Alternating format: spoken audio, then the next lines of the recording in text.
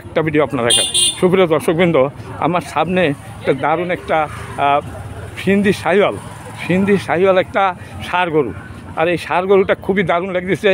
এই আজকে যে কয়টা বাছুর আসছে এই বাছুরটা সবচেয়ে সুন্দর লাগতেছে, দেখতে শুনতে খুবই ভালো। আর এই হলো মালিক। এই যে ভালো আছেন? আল্লাহ খুব ভালো রাখছে। আপনি ভালো আছেন? এই তো আমি ভালো আছি।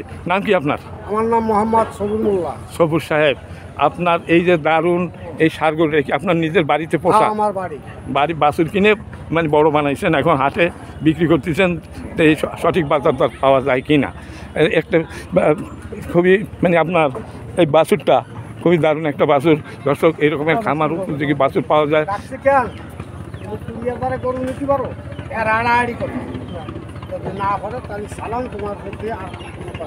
কত চাইছে, কত খাঁটি? হ্যাঁ, একটু কথা বলেন, কত চাইছে? মানে আপনি বলেন কত চাইছেন?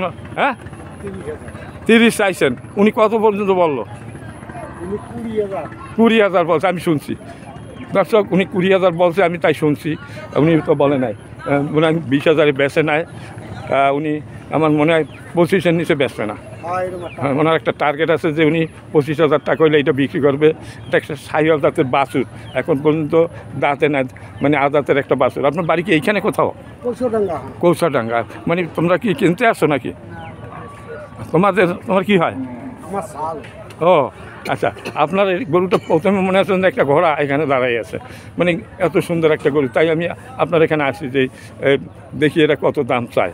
তাইলে 20 বললো, আমরা দেখলাম। হ্যাঁ, আমি দেখলাম। দর্শক 20 বলছে, উনি বেচবে না, 25 হলে বেচবে।